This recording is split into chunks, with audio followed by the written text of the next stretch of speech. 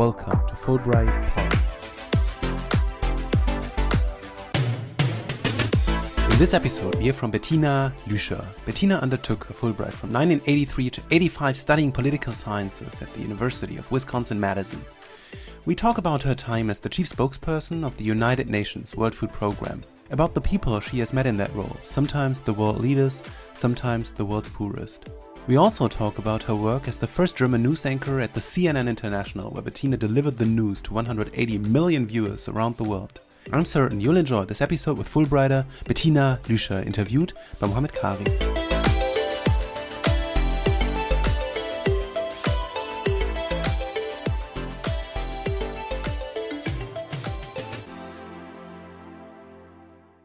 Where are you right now?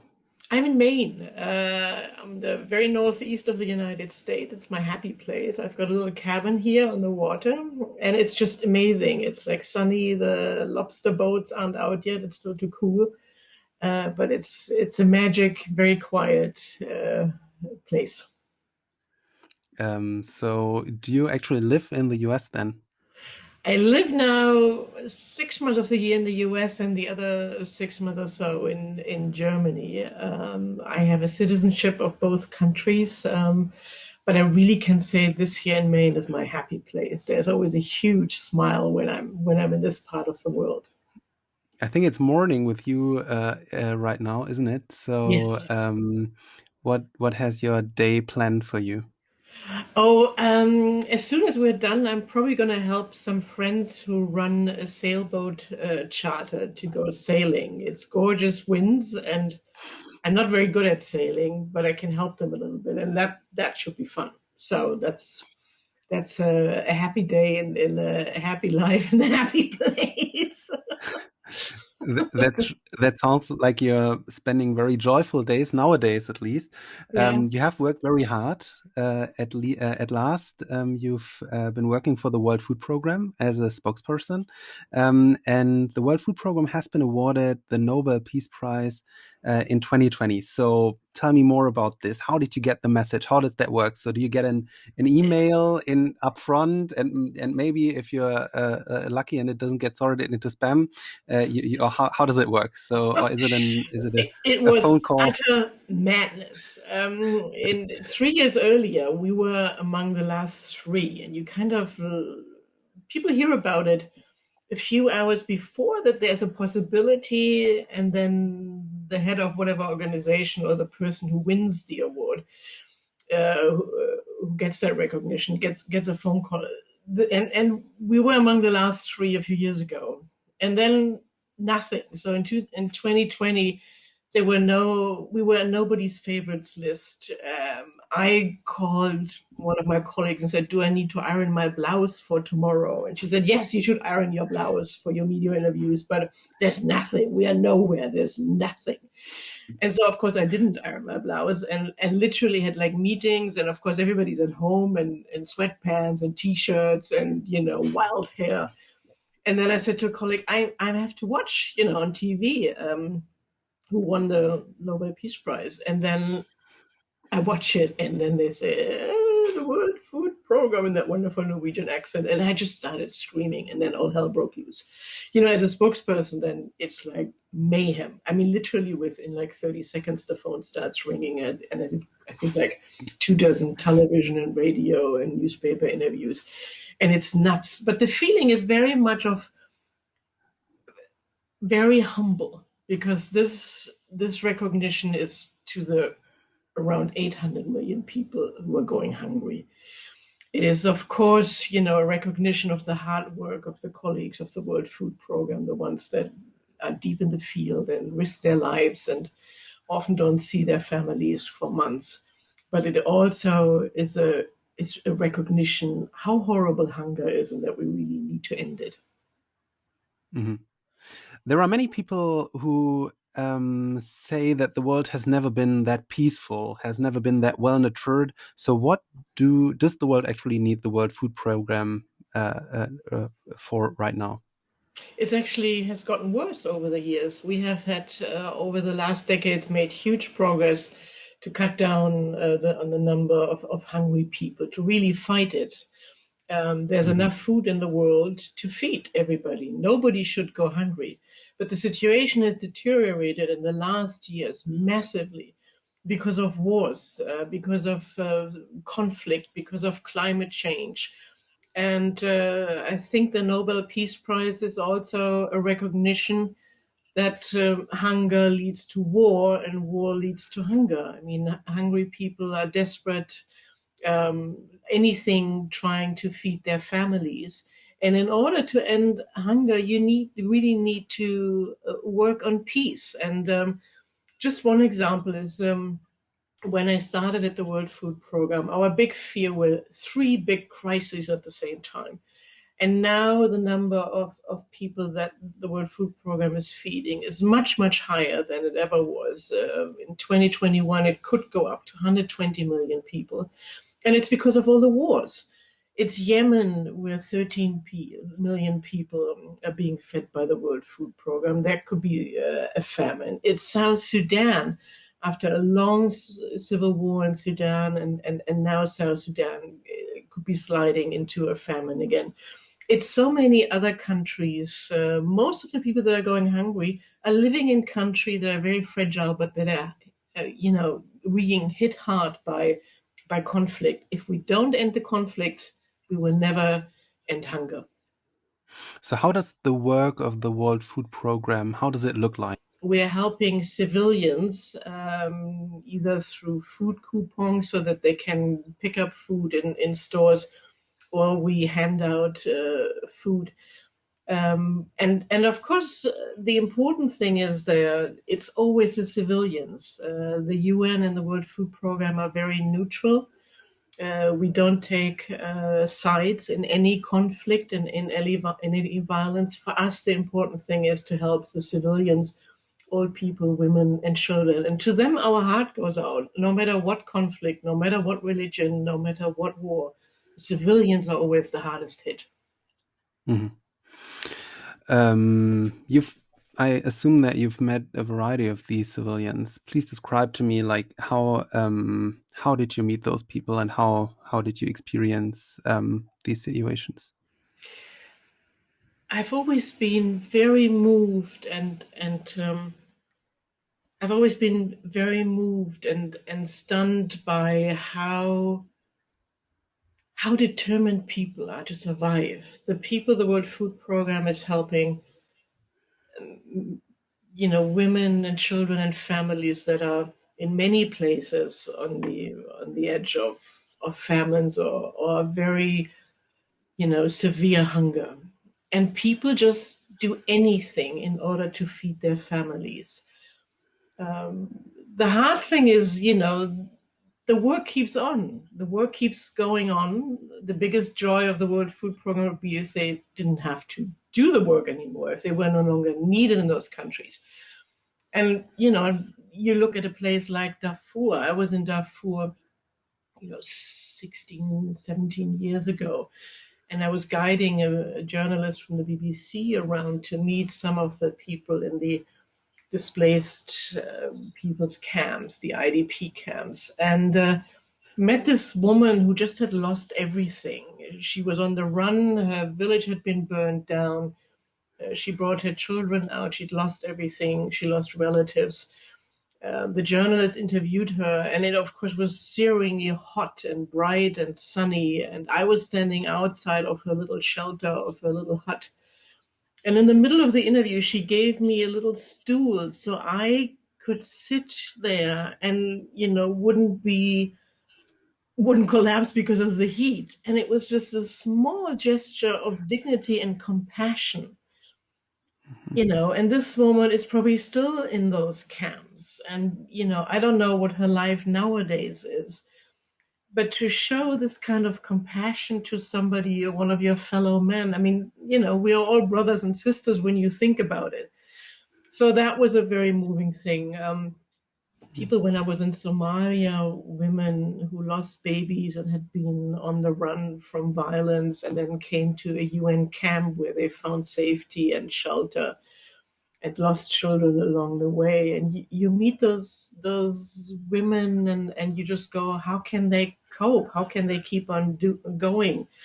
or women in refugee camps. Women, I met one woman in a refugee camp where refugees from Congo had arrived. And that woman had been raped, and she had a little child from that rape, and a little girl stands next to her, and the suffering is just stunning. But I think one always, if you work for the UN, you never give up hope. You're not optimistic, but you never give up hope because you're so inspired by these people and you want to keep on going the extra mile to help them. So what has been your work specifically? How did your day-to-day job look like? I try to get people interested in the misery of the world, and also how to end the misery. So I was, a storyteller. You get lots of information from your colleagues in the field, as one says. So, and you try to get journalists interested. You try to get celebrities interested. You try to get private companies interested, and you not only tell the desperate story, but you also tell the hopeful story of how one can end hunger and what tools there are and what solutions there are. How you can fight climate change, how you can help women farmers that have very tiny lots to be much more productive. There are amazing stories of resilience and survival and hope out there, and that's what you're trying to do. So, and I did,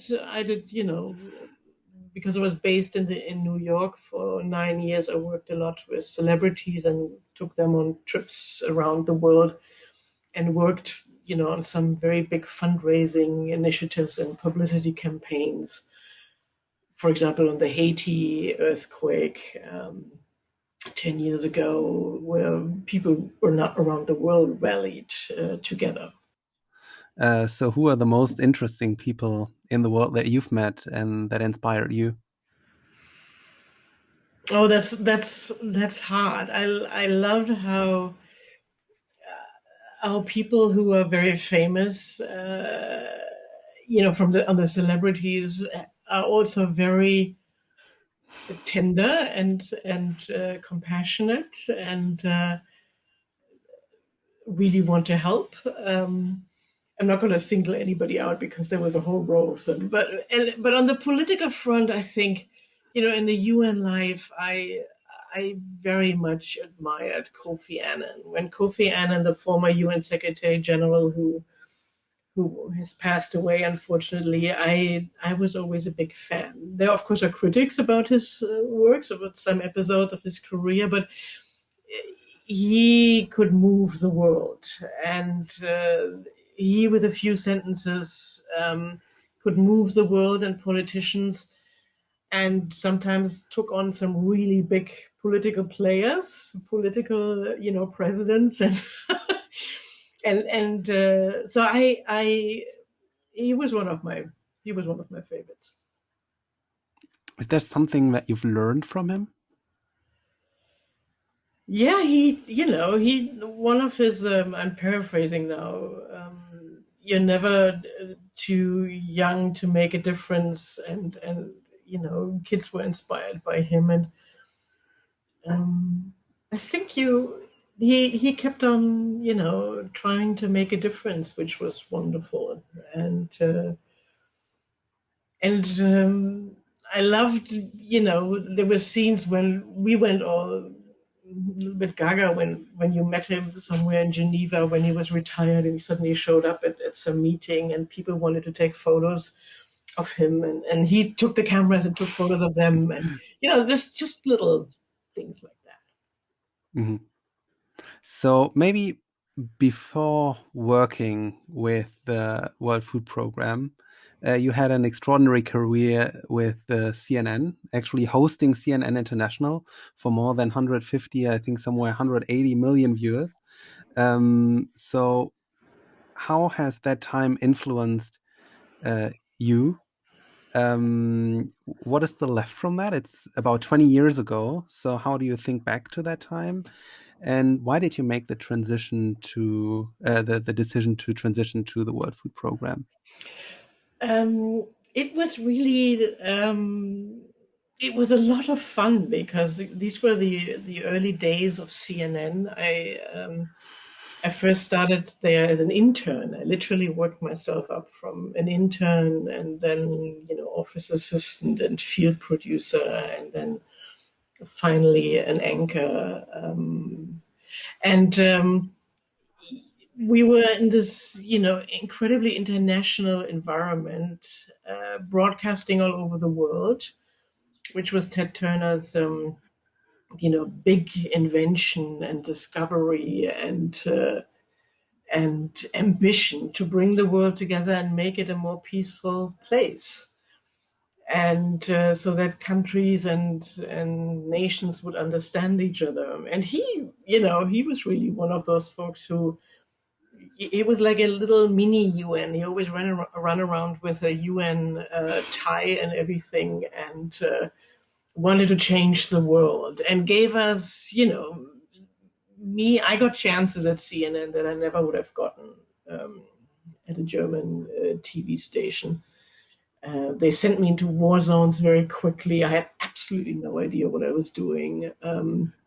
They gave me an international platform. They one day put me on international television, and I think Siberia was a place where they couldn't watch us, but everybody else, was able to see that. And it was a wonderful time because there was great camaraderie, great teamwork, amazing folks. I mean, whenever people watch TV, they always look at the folks who are in front of the camera, but the labor and passion and talent of the people behind the camera, from camera people to producers to writers to, folks who run the camera, it's like stunning. So there's a huge team that you will never see. And I had a wonderful time. It was often very stressful because I work night shift, so I'm a real night owl. Actually, it's more like a vampire. I worked overnights for 9 years, and that was lots of fun, but also very, very stressful. And but really, you brought the world together. Because the world could watch each other, and you could learn something about the world, no matter where you were.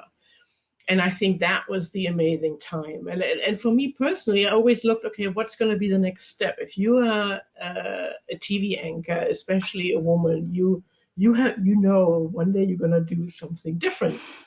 Eventually it's going to be over. And I always thought of the UN. And then one day I kind of discovered the World Food Program, and it was like this love at first sight. I mean, they, headquarters is in Rome, and they always walk up with me, so to speak, because I did the early morning television, breakfast TV for Europe at that time. And it made wonderful sense because it's about storytelling. The people who, you tell stories, and now I was on the other side. And that was in the beginning not so easy because I was in full journalism mode.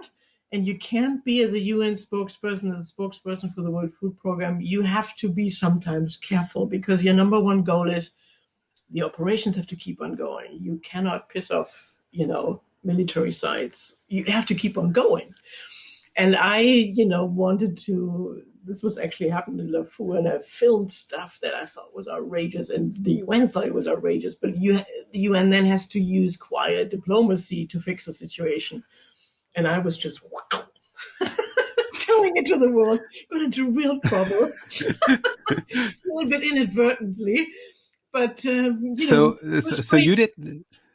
Yeah. So you did kind of make public of what the plans were, or how was that situation? So that's the situation I'm interested in now.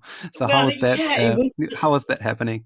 Well, there were people in IDP camps that were suddenly kicked out and relocated and were brought outside of the IDP camps. And I filmed them and interviewed them and made it public, and had lined up satellite feeds and God knows what. And then there was a little tiny bit of miscommunication between me and a colleague about whether that would be public or not, and we really want to make it that public.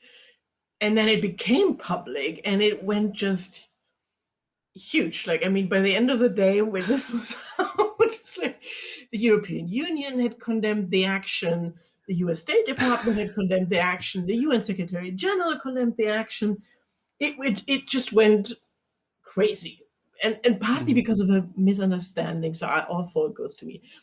And then it took the military leaders on the ground, they were like, how does the rest of the world know about this? And it took them like a day or two to figure out that there was this spokesperson running around. And then I was invited, in quotation marks, to talk to that military commander, whatever it was. And of course I played dumb. I said, well, I didn't do that. But I would never say that. You gave the information to the State Department. And I said, I do think the State Department has better sources than me all over the world. So it worked out fine. It was like very stressful. But I learned my lesson. You have to be, the number one goal is not necessarily to make the big headlines, even if you really want to make headlines because it's so outrageous what people are doing. But you have to be diplomatic, you have to be smart what you tell to the public and how much you can say, because the number one goal is we have to keep on feeding hungry people. So I learned my lesson. And so you learned your lesson. So is that a certain sense of having that switch kind of to call out certain actions? Is that to maybe raise awareness for one issue or concern and don't raising it for a different concern? Is that this? Do you know what I mean? It's more like if you have to be smart about it, and and sometimes you let other people do the talking, so that you don't endanger your own operation. And sometimes NGOs can be much more blunt and than the UN can be. So you work with them, and they say it, and you spread it out. But it's not you who's saying it. I was at a later point. I was the spokesperson in Geneva, which is the big humanitarian city of the UN, with the big media core there, and I so often wanted to say much more than I was allowed to say.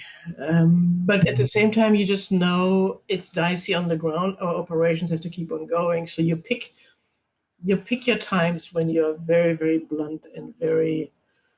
But for example, in Syria, I've called the Syrian, warring parties out so many times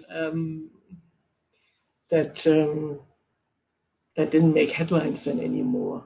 The outrage of 10 years of war for these poor people in Syria, or the suffering in Yemen, little children starving in hospitals because of a bloody civil conflict with outside forces and international players, and the ones who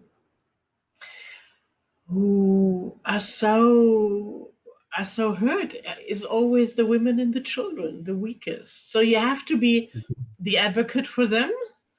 And I think, for example, the current WFP chief, David Beasley, is fantastic with this, a really, really good communicator, and really willing to step on leaders' toes and, rally the world around it. So you have to do it in a smart way so that you can keep on doing your work and at the same time, alert the world to what is happening. Did this idea of impact, was this a concern for you when you went from CNN to the World Food Program, or was it more that in that moment you just found it more interesting, or did you you just said that as a woman, you said, well, being a news anchor, this can't go on forever. So is it fair to say that there is nothing else than afterwards joining maybe the highest of all goals, helping others, or what was your drive of well, it's why also were you so interested? It depends on the situation. You also, as a journalist, you move the world. Journalists are trying to get the world's attention and put a focus on suffering and on hunger and on wars and on unfairness and on exploitation. I mean, you also have to do the fun stuff in news. Nowadays, there seems to be much more fun stuff in the news than when I was there. But I think it's two different sides of the same coin. You try to tell stories to make a difference.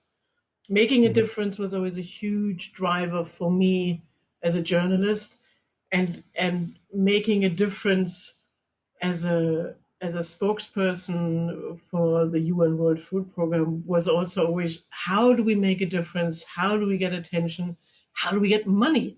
I mean, a big thing Mhm. is you constantly are in fundraising mode if you work for a humanitarian organization.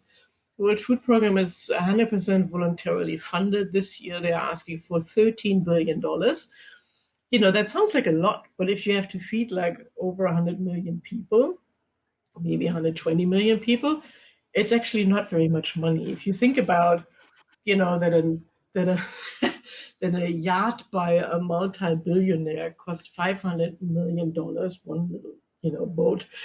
13 billion is like, it's not peanuts, but it's doable. There's enough money in the world to finance this, but it's incredibly hard to raise funds. I mean, the Corona crisis, so many people have fallen into hunger and malnutrition because of the Corona crisis, because day laborers lost their jobs. You know, people had to return to their home villages. There's an extra, 20 million from just really in extremely high hunger just because of Corona. But overall, the numbers have gone up by over 120 million people. I mean, it's like huge what is happening. At the same time, there are billionaires who, made, I don't know, $3-4 billion extra because of Corona. And Mhm. so it's, there's a real appeal to do something for your fellow men and women. And it helps all of Mhm. us. It helps all of us if the world can fight Corona, if vaccines are going to every country in the world, not just to the richest and wealthiest and Western countries, because that virus is not the big equalizer. We are not in the same boat. Some of us are, so to speak, in a super yacht, and other people are not even close to a little dinghy. So the world has to come together to really end the corona, to fight hunger, to fight poverty, but it's doable. Yes, I think that is interesting because, like, if we say that the virus has, there is an egoistic incentive in solving the problem for all of us to avoid further spread of the virus and new mutations and all that kind of stuff. But actually, it sounds that sound, if there is an egoistic motive in it, I suppose that's going to be easier and actually will happen more. Is more probably to actually happen than hunger, where it seems that it's there is no egoistic motive for um, rich countries to solve the problem. Is that true? Do you agree or? No, well, the thing is that even rich countries, I mean, on corona, it is, you just know that there will be mutations. The mutations are going to come, and so it could go to another swirl. Plus, there's going to be another virus that will come. There's going to be another pandemic that will come. So we all better step up and create much more social safety nets, much better healthcare systems, give people much more of a chance to work safely in jobs, so that people, more people probably will die from hunger than from the virus itself.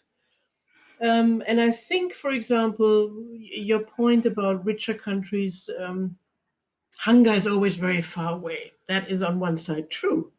But what you're seeing also is that desperate people are trying to come to our shores in the most literal sense. And if we feed and if you help to erase conflicts, people don't want to become refugees. They don't want to leave their homelands. They want to Mhm. live somewhere where they can live in peace and feed their families. So you have to help them, empower them, create better environmental politics, empower small farmers so they can feed their children, gets children into schools. The single best investment you can do is put a child into school and give them a healthy meal, and their whole life will be different. They will be more productive. Their villages will thrive. girls will get married at a later stage, will have fewer children. You can do something with very small amounts of money. It costs like 25 cents to feed a child in school, which is like stunning, and you can totally change the life of that child. And I think what people are seeing, especially, for example, in the refugee crisis, it was maybe $1 to feed somebody in a refugee camp or so in Syria or outside of Syria, in Jordan or in Lebanon, and it costs $50 to $100 to feed somebody who has moved to Brussels or to Berlin or somewhere as a refugee. So it's smart investment to fight hunger, to fight wars, to invest in development politics, and you save a ton of money in the long run. Mm-hmm. Yes, if there is another reason necessary, I guess there's one, right? You've already said when you've already told a story where you learned your lesson the hard way. Let's put it that way. Is there a situation where you're especially proud of, where you noticed at the end of the evening or at the end of the day, you personally made a difference? Yeah, but it's always teamwork. It's always teamwork, because even if I succeeded in helping getting a huge media story out, that made a huge difference where world leaders and American presidents were watching it, and there was action taken and monies were given for us and political support was given to the World Food Program. That's just a little part of the storyteller. That's like 1%. So even if I succeeded in something and was able to create a big media story with big impact, 99% of the work is done by the colleagues in the field who actually make the word happen, who actually, do the work and deliver food and risk their lives. So, it's not, there are moments, yes, after the Haiti quake, I worked together and called up celebrities. I mean, the Letterman show, they immediately partnered with us, and I had worked with them and was able to appear there, and that was nice. And there was a very famous music producer who got into really helped immediately. He was Christina Aguilera's manager, and he connected me to MTV, and we got on a gigantic global worldwide telethon, so that was something where you do something and seize opportunities and grab and push. But, it didn't matter. The hard work, I worked hard, but the really hard work was the hundreds of colleagues in Haiti who lost their homes and got up the next day and within a couple of weeks were like feeding 4 million Haitians in utter despair. That's the real work. I mean, I did something good and it worked and raised a ton of money and awareness, but the real work, the hard work, the life-saving work was done by hundreds of Haitians and other colleagues working for the World Food Program. So you're more like the person who kind of ticks it out into the world. Yes. Interesting. So let's work back a bit more. So we've heard you were at the WFP, you were at CNN. Let's go back even a step further. This was your Fulbright time, I guess. Mm-hmm. So can you tell me what drove you to apply for a Fulbright grant in the first place? And what did you do with it? I'm not quite sure why I was so eager. I suddenly discovered this. I was studying in Münster. I already was working as a journalist. I first started out wanting to become a teacher, and then within 6 weeks of university, realized I would be unemployed. And then, got a chance to work at a local newspaper, and then radio, and then television while studying. So I was not I remember I studied political science and history, and one history professor was really fed up because instead of doing my report for him, I was working on some investigative feature on what was in German sausages, which is important. what's in a German sausage? And so that didn't go over well. And I applied for the Fulbright scholarship. My dream had always been to one day stand in front of the White House and be a foreign correspondent. And so I applied for that and basically told the Fulbright people, well, one day, I really want to stand in front of the White House, and then I better know what I'm talking about. And I guess that was a pretty good argument. And there was like one funny scene that I will never forget. Back then, Bonn was the German capital. This was in 83, so probably 82, 83, when the wall was still up and Germany was divided. And I went into the prep meeting. We were sitting outside, and there was a young woman sitting next to me. And I asked her, "Oh, so you, where do you want to go?" And she says, "Oh, I'm just here to support my boyfriend." And I was like, I can do this. I'd be that guy in any case. So it was wonderful to go, and I went to Madison, Wisconsin, and I think I had one of the best times from all of the Fulbrighters, and studied political science and did a little bit of campus television on the side. And then, it changed my life because I got the chance to go to Atlanta, and it was a totally bizarre story how I ended up with CNN. I went to a political science convention in Atlanta as a Fulbright student, and then met some guy in the subway and told he was a human rights lawyer at that political science conference. And I said, I'm the student and I want to get into CNN, but they don't let me into the building. German TV, you could get into the building. At CNN, you couldn't get into the building, and they kicked me out. And this guy says, "Oh, I can get you in at CNN." And I said, "How do you know anybody at CNN? You're from Canada, a human rights lawyer." And actually, you met him in the subway. So I didn't know that at any time ever there would something great come out of meeting somebody who tells you crazy stories in the subway. No, and it was even more bizarre because he said, "Oh, I bought a new jacket because Atlanta summers are so hot, and there was this woman buying a jacket for her husband, and I helped her pick the right size so it would be a surprise for him. And she thanked me and said, if you ever want to get a tour at CNN, my husband is an executive producer." And it was like, so it was like brilliant. And the guy said, "Let's have dinner." And I said, was all that happening in the subway? In the subway. And I said, "How about lunch?" Because of course didn't want to have dinner with the guy. And then we had lunch, and then he organized a tour, and I get into the building. Now I was in, and then asked the guy who gave us a tour how I could work there. And then they brought me to a little old man, and I became an intern, one of the first interns. This was in 1984 when CNN was cheap. The chicken noodle network, it was called. They sometimes couldn't pay their salaries, so it was fantastic. So, Fulbright changed my life. I never would have had international chances. I never would have ended up at the UN if not for the Fulbright program. So, probably this is one of the first interviews you're doing, which is after the time that you're at the WFP, I assume. So you're not with the WFP anymore, right? I think you have kind of is retirement the correct term here? I think it's right. Yes.